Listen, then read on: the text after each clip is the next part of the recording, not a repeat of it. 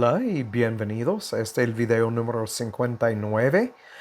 Seguimos estudiando Segunda de Tesalonicenses, capítulo 2, los versículos 6 a 8. Estamos hablando de quién y qué es el catecón. Um, este lo miramos en estos versículos 6 y 7. Y estamos examinando cuatro posibilidades según los eruditos. Hay otras posibilidades, pero en vez de pasar tanto tiempo hablando de cosas que obviamente no lo es, estoy enfocando en algunas cosas que posiblemente tienen algún sentido en diferentes tiempos de la historia del mundo. Tenían más sentido que ahora. Por ejemplo, cuando hablamos de Roma, en el tiempo de la Reforma y en los 1500 hasta probablemente 1800, 1900, el mundo en ese tiempo estaba um, eh, experimentando un cambio en cuanto a cristianismo, bueno, diferentes religiones y todo esto. Y los eruditos entonces pensaron que Roma era la razón que estábamos experimentando este misterio de iniquidad y lo que estaba deteniendo la venida del hombre de pecado, hijo de perdición. Pero ya hemos cruzado todo este tiempo, ya estamos obviamente en 2025 y podemos ver para atrás y decir, pues no es lo que ellos pensaron. Entonces, ¿qué es? Y entonces por eso que estamos estudiando a profundo estos versículos. Y alguien me escribió esta semana y me dijo que es la Eucarista. Y obviamente este es un pensamiento católico y viene de Juan capítulo 6, donde entendemos que Cristo no estaba hablando de tomar literalmente su cuerpo y tomar su sangre. Estaba hablando de morir igual como Él en la cruz. Obviamente hablando espiritualmente. Es lo que miramos en Lucas 9:23. Y entonces podemos nombrar tal vez un montón de otras cosas, pero no voy a gastar tanto tiempo Dioquis en todo esto. Vamos a enfocar en estos cuatro, cinco, porque hay uno que es muy moderno, um, que tiene muchas implicaciones en lo que estamos mirando en el mundo actual. Por eso lo voy a mencionar. Pero estamos examinando todo esto. Estamos hablando del arcángel Miguel y hoy lo que deseo hacer es entrar en uh, un análisis de Apocalipsis 11 del 1 al 15, porque en estos versículos habla del fin y pone todo en un contexto, bueno, lo que estamos mirando en primera y segunda de Tesalonicenses, lo pone en un contexto igual como estudiábamos Apocalipsis 13. Entonces, espero que en estos próximos dos, tal vez tres videos, hablar sobre Apocalipsis 11, 1 al 15 y mostrarles lo que estamos para ver en los últimos 7 años y más específico los últimos 3.5 años del tiempo del mundo, porque al fin de esto es el fin del mundo. Tenemos que entender esto. Está muy, pero muy cerca. Yo quiero que ustedes estén preparados para todo esto, que no les agarra por sorpresa, como un ladrón en la noche. Nosotros tenemos que estar dispuestos, listos, alertas, mirando lo que está pasando en el mundo el día de hoy y comparando todo lo que miramos con lo que está escrito para estar preparados. Esta es la razón, es muy importante. Muy bien, vamos a dar inicio. Padre, gracias por permitirnos estar juntos este día para estudiar tu palabra. Gracias, Padre, que nosotros no andamos como huérfanos. Tenemos un Padre que ha depositado en nosotros su espíritu para ayudarnos a discernir entre lo bueno y lo malo, obviamente, y ayudarnos a discernir tu palabra y entender lo que está por venir, igual como has hecho con los otros regenerados a través de toda la historia del mundo. Te damos gracias. Guíanos ahora, Padre, en el estudio de tu palabra. Ayúdanos a estar preparados y también para dar una respuesta dentro y fuera de tiempo por las cosas que creemos. Entonces entendemos que vivimos en un mundo donde la iglesia ha dejado la verdad de tu palabra, anda en apostasía y no lo pueden ver. Y estamos seguros que todavía dentro de estos edificios donde la gente se juntan cada domingo o miércoles o cualquier día, que hay ovejas, ovejas que tu Padre quiere sacar de estos lugares y abrir sus ojos y su oír a la verdad. Y Pablo dijo, algunos siembran, otros riegan, pero tú das el crecimiento. Entonces, en ti confiamos, Padre. Te lo pido en el nombre de Yeshua, el Mesías. Amén. Muy bien. Vamos a ir directamente a Apocalipsis, capítulo 11, 1 al 15. Voy a leer versículo por versículo, dar un poco de comentario. Mis comentarios están basados en estudios, obviamente, de las escrituras y cosas escritas por otros eruditos que los han estudiado. La razón que me gusta usar diferentes comentarios es para mostrarles que no estoy sacando estas cosas de la nada. Son cosas que um, creyeron sobre las épocas. Nada más que la iglesia moderna ha olvidado de sus raíces y anda en apostasía. Por eso me gusta mostrarles que las cosas que estudiamos no es algo nuevo, sino algo olvidado. Espero que me explico. Entonces, versículo 1, me fue dada una caña semejante a una vara, y el ángel se puso en pie diciendo, levántate y mide el templo de Dios y el altar y a los que adoran en él.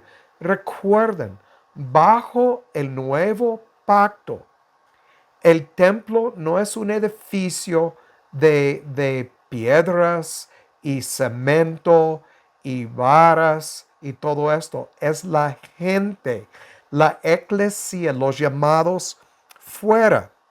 Y aquí miramos que Juan, este ángel, le dio una caña semejante a una vara para medir este templo, su espiritualidad, la doctrina que sigue. Recuerden, doctrina es muy, pero muy importante.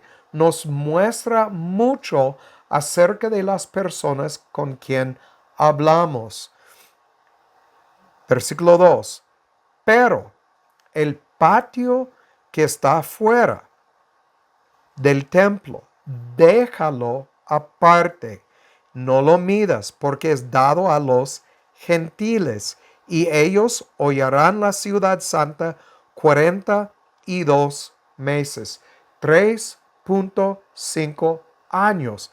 Esta es la razón que estamos mirando esto, porque tiene que ver con lo que estamos estudiando en 2 de Tesalonicenses capítulo 2, porque estamos aquí hablando de 3.5 años, el tiempo del hombre de pecado, hijo de perdición. Cuando habla de gentiles aquí, habla de un grupo que ha caído en la gran apostasía. Y noten, dice, déjalo aparte. Esta palabra en el griego es ekbalo. Es número 1544 en el griego. Está compuesta de dos palabras. Ek, que es 1537, que quiere decir fuera. Y número 906, que es echar.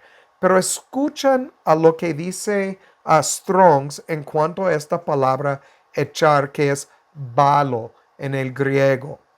Es lanzar, echar en varias aplicaciones más o menos violento o intenso. Entonces, este no es simplemente, oh, déjalo, es déjalo.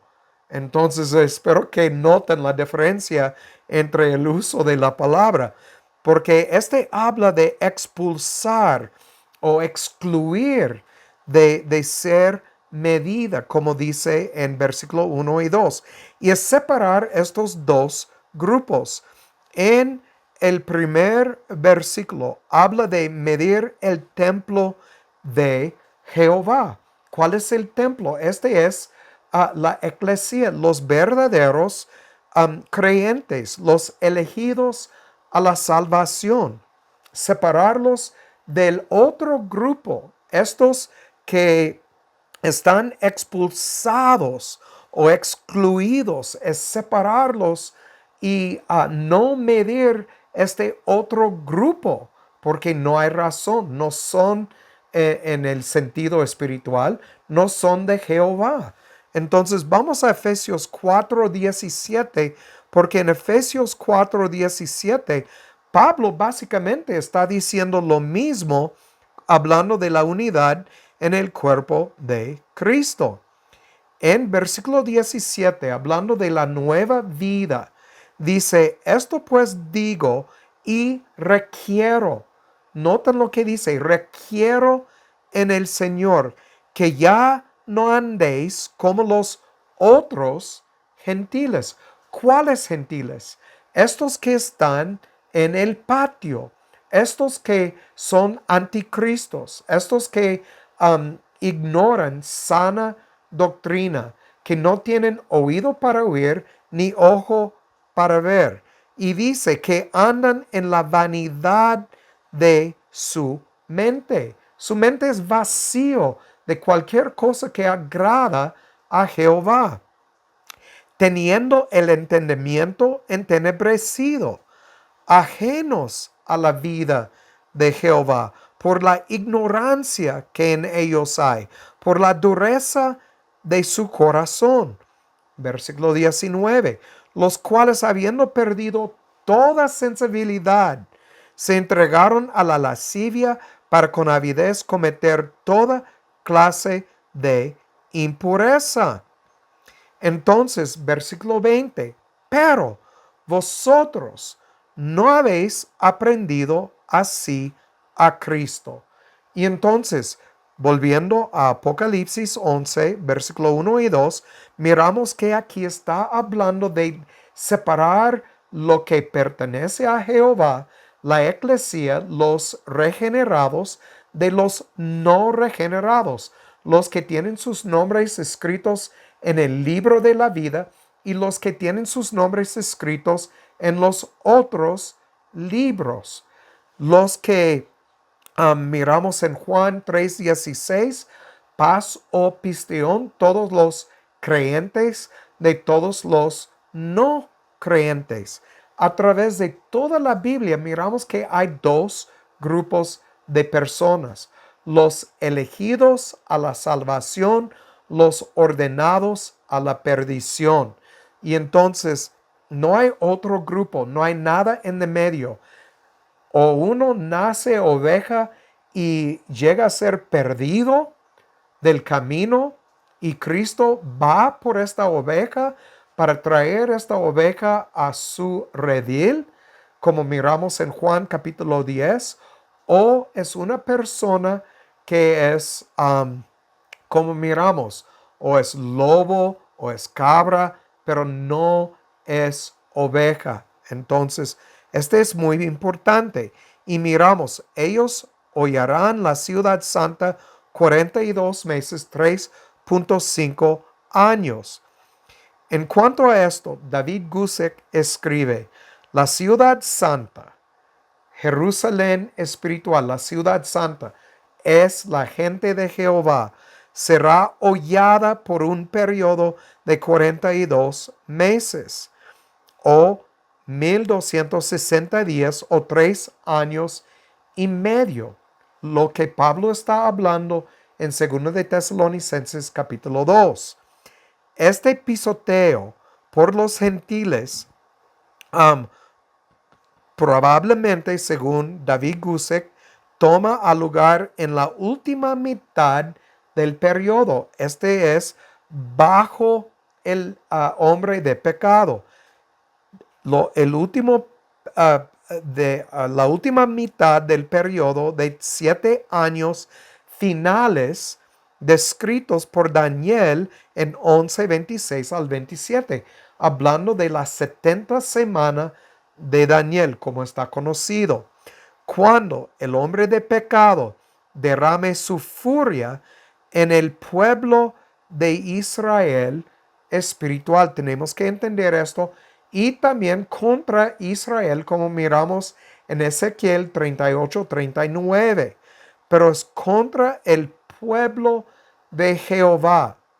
Entonces, este es algo global, no solamente en Israel, la tierra de Israel.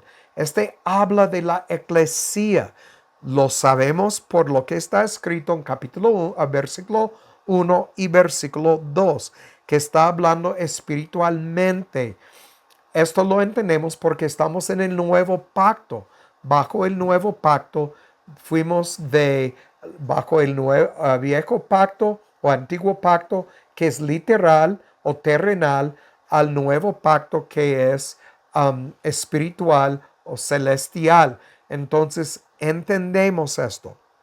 Entonces, el erudito griego Robertson dice que hollaran significa el pisotear con desprecio, obviamente hablando de un tiempo de angustia, un tiempo de gran tribulación.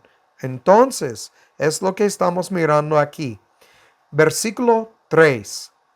Y daré potestad a mis 2 testigos, y ellos profetizarán por 1260 días vestidos de cilicio. Otra vez, 3.5 años, la eclesia va a estar profetizando, hablando palabras de Jehová. Es lo que quiere decir, hablando palabras de Jehová. Entonces, los 2 testigos, habla de la eclesia, los elegidos, que según lo que dijo Pedro y lo que dice Yeshua en Apocalipsis 1, 5 y 6, donde él dijo, al que nos amó y nos lavó de nuestros pecados con su propia sangre, nos hizo reyes y sacerdotes para Dios. Este es importante cuando hablamos de estos 2 testigos. No es Moisés, no es Isaías, no es Enoc, no es cualquier otro. Es la eclesia. Somos reyes y sacerdotes. Y según Éxodo 29:7, donde Dios pidió que Moisés derramó sangre sobre la cabeza de Aarón, es un sacerdote, sumo sacerdote que fue ungido con aceite. Y 1 de Samuel 15:1, donde Dios mandó a Samuel a ungir a Saúl. Entonces aquí miramos que el sacerdote y el rey son los únicos ungidos bajo el antiguo pacto. Cuando llegamos al nuevo pacto, nosotros, según el Mesías, no según Ricardo, no según ninguna otra denominación, según la palabra de Dios, nosotros somos reyes y sacerdotes para Dios. ¿Qué quiere decir?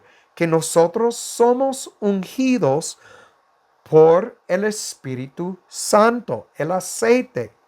Y entonces, David Guzik dice esto: los testigos tienen un poder único y continuo del Espíritu Santo, como se muestra en los dos olivos de Zacarías y las imágenes de lámparas de aceite de Zacarías, capítulo 4, versículos 2 y 3, y capítulo 4, versículo 14 también.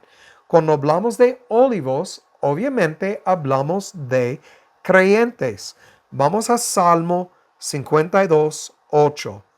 Salmo 52, el versículo 8. Y aquí vamos a ver el primero de prueba de esta verdad, que son los creyentes, que son los olivos. Es 52, el versículo 8. Aquí dice: mas yo estoy como olivo verde en la casa de Dios. En la misericordia de Dios confío eternamente y para siempre. Entonces aquí miramos, versículo 1, al músico principal, masquil de David, cuando vino Doeg Idumeo y dio cuenta a Saúl, diciéndole: David ha venido a casa de Ahimelech. Entonces, miramos aquí que David está diciendo: estoy como olivo verde en la casa de Jehová. Vamos ahorita a Romanos 11, versículo 17. Romanos 11, versículo 17. Otra vez, aquí tenemos a Pablo repitiendo lo mismo. Entonces, tenemos que entender, cuando habla de olivos, está hablando de creyentes. El versículo 17. Si algunas de las ramas fueron quebradas, hablando de los judíos que fueron quitados los ramos naturales, y tú, siendo olivo silvestre, fuiste injertado entre ellas, hablando de los gentiles elegidos a la salvación, y fuiste hecho partícipe con ellos de la raíz, que es Yeshua el Mesías, y de la savia del olivo. Entonces, otra vez, aquí tenemos prueba de que los olivos son creyentes. Y cuando volvemos a Apocalipsis 11, versículo 3, entendemos que está hablando de la iglesia, de la gente de Jehová. Entonces, candeleros, cuando hablamos de candeleros, según Zacarías 4, 2 y 3 y versículo 14, este habla de la iglesia. Olivos son los creyentes. Candeleros es el grupo de creyentes, la iglesia, los llamados fuera. Vamos a Apocalipsis 1, versículo 20. Apocalipsis 1, versículo 20. Aquí nos dice claramente: el misterio de las 7 estrellas que viste en mi diestra y de los 7 candeleros de oro. Las 7 estrellas son los pastores o mensajeros de las 7 iglesias. Y los 7 candeleros que viste son las 7 iglesias. Entonces miramos aquí que los candeleros son representantes de la iglesia. Vamos a Mateo 5, 14 a 16. Mateo 5, 14 al 16. Aquí el Mesías diciendo lo mismo, hablando de sal y luz. Dice: vosotros sois la luz del mundo. Una ciudad asentada sobre un monte no se puede esconder, ni se enciende un candil y se pone debajo del almud, sino sobre el candelero, y alumbra a todos los que están en casa. Así alumbre vuestra luz delante de los hombres, para que vean vuestras buenas obras y glorifiquen a vuestro Padre que está en el cielo. Entonces volvemos a Apocalipsis 11:3. Daré potestad a la eclesía, a los creyentes, y ellos van a hablar mis palabras por 3.5 años, 1260 días, 42 meses, vestidos de cilicio. Este habla de estar de luto por lo que está pasando en el mundo. David Gusick también dice, el pasaje de Zacarías tuvo su primera aplicación a dos hombres de los días de Zacarías, Josué y Zorobabel, obviamente hablando de reyes y sacerdotes. De la manera que estos dos testigos fueron levantados para ser candeleros, obviamente hablando de la eclesía, otra vez, testigos para Jehová. Y se les dio el poder por el aceite de olivo, lo cual representa el poder del Espíritu Santo. Así de la misma manera los dos testigos de Apocalipsis 11 ejecutarán su carga profético. Entonces, por el poder del Espíritu Santo, la Iglesia va a hablar cosas de Jehová, verdades, hablando a los demás en el mundo, y van a sufrir, pisotear, hollarán el templo de Jehová. Entonces nos van a perseguir y algunos de nosotros vamos a morir por el testimonio. Entonces, Juan Gil dice, estos testigos se refieren a los ministros del Evangelio y las iglesias de Cristo, que han dado testimonio a favor de Cristo y contra el hombre de pecado, hijo de perdición, desde que apareció en el mundo. Entonces aquí miramos, hablando de la última mitad de los 7 años, entendemos de las Escrituras que este es el tiempo de la gran tribulación. Vamos a Daniel 7, 21 y 22. Daniel 7, 21 y 22. Otra vez, Daniel habla mucho sobre este periodo de tiempo y debemos hacer mucho caso a las cosas que él escribió. 21 y 22. Nos dice, y veía yo que este cuerno hacía guerra. Recuerden, cuerno habla de un gobierno, una persona encargada. Hacía contra los santos y los vencía. Notan esto. Este habla de la gran tribulación y el hecho de que algunos, sino todos, algunos van a morir por su testimonio.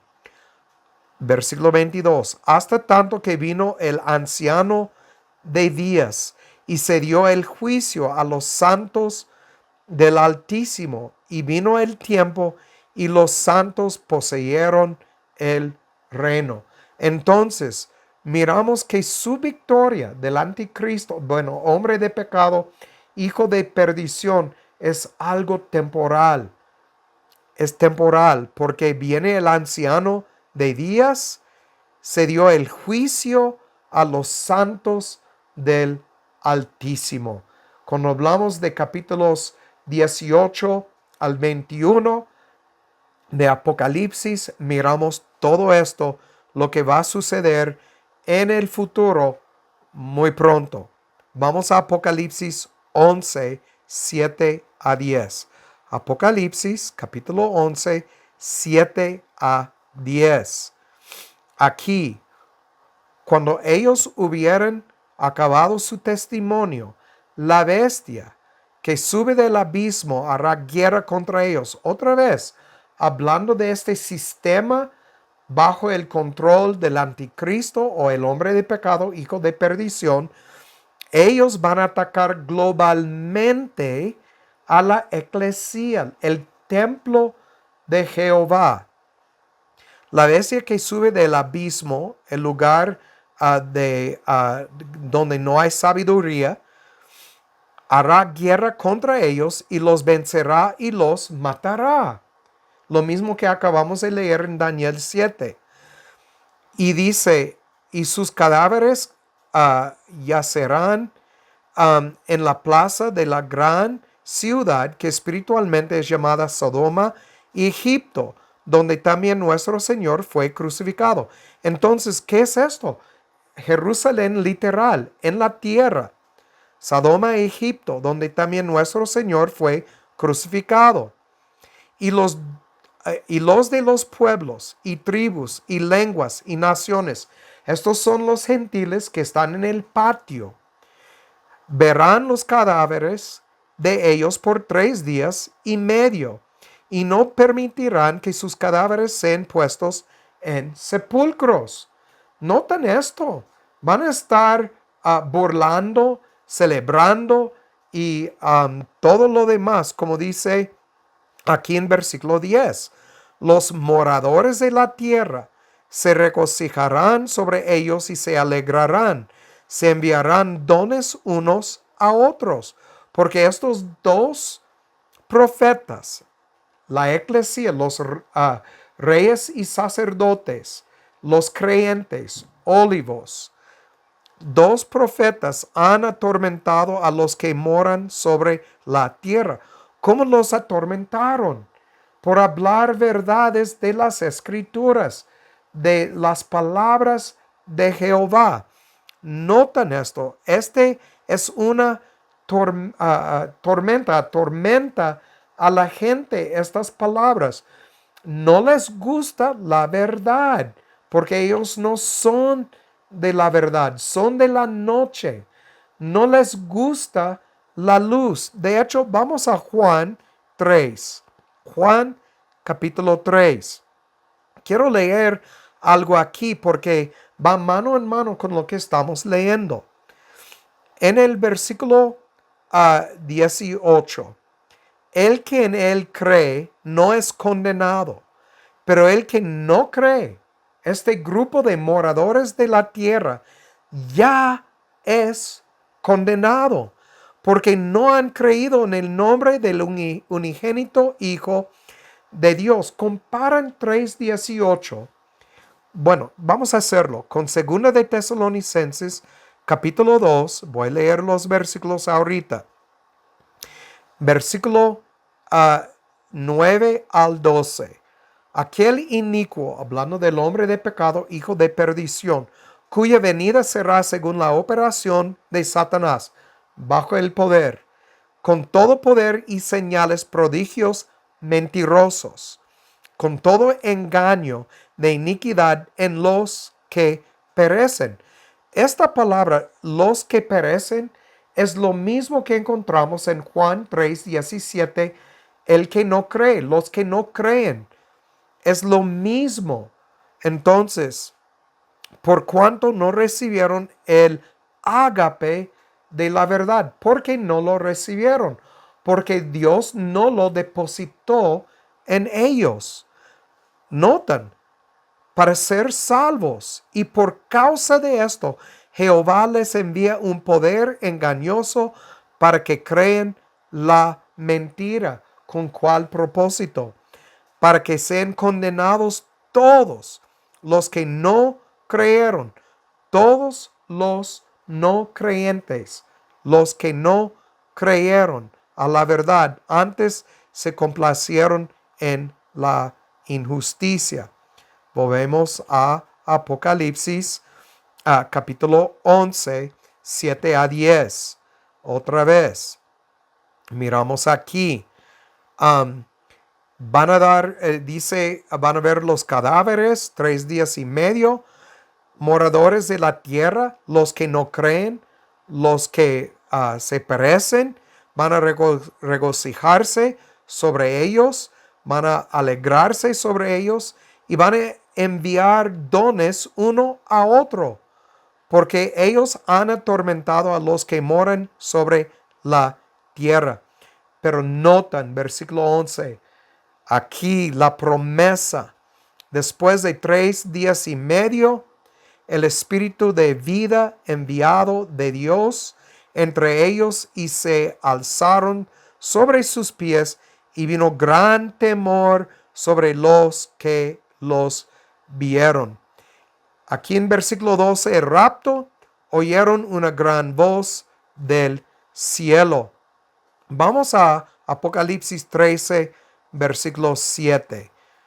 Apocalipsis 13, versículo 7. Vamos a volver a Apocalipsis 11. En versículo 7 de Apocalipsis 13, le fue dado hacer guerra contra los santos y vencerlos. También le fue dado poder sobre toda tribu, lengua y nación. Entonces tiene poder sobre todos los moradores de la tierra. Versículo 8, y hablamos de esto. Le adoraron todos los moradores de la tierra, cuyos nombres no, otra vez, volvemos a Juan 3:17. Voy a seguir leyendo esto después. Cuyos nombres no están escritos en el libro de la vida del Cordero, el cual fue inmolado desde la fundación del mundo. Todo esto fue decidido, ordenado desde la fundación del mundo. Ahora volvemos a Juan 3 y voy a seguir leyendo los otros versículos. Leemos ya 17, entonces 18, perdón, leemos 19. Ya está, y esta es la condenación, que la luz vino al mundo y los hombres amaron más las tinieblas. Entonces, cuando hablamos la luz es la verdad, la palabra de Jehová. Como dice, atormentaron. Entonces fueron atormentados porque ellos aman más las tinieblas que la luz, porque sus obras eran malas. Versículo 20, porque todo el que hace lo malo aborrece la luz, no viene a la luz, para que sus obras no sean reprobadas. Entonces, aquí miramos, cuando nosotros estamos dando testimonio, hablando la verdad, hablando las palabras de Jehová, profetizando, hablando las palabras de Jehová, va a atormentar todo esto. Ellos van a sentir atormentados por la luz, porque aman las tinieblas. ¿Por qué? Porque por sus obras.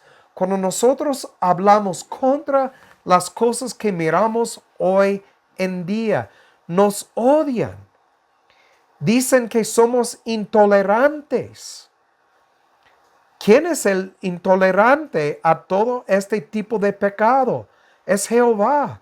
Obviamente es intolerante porque no es su diseño para el hombre. Entonces estos hombres que andan en todo esto, lo que miramos hoy en día, que todavía no es lo peor que puede ser, vamos a llegar un día cuando aún es más peor, bajo el hombre de pecado, hijo de perdición. Obviamente van a odiar a los que hablan verdades.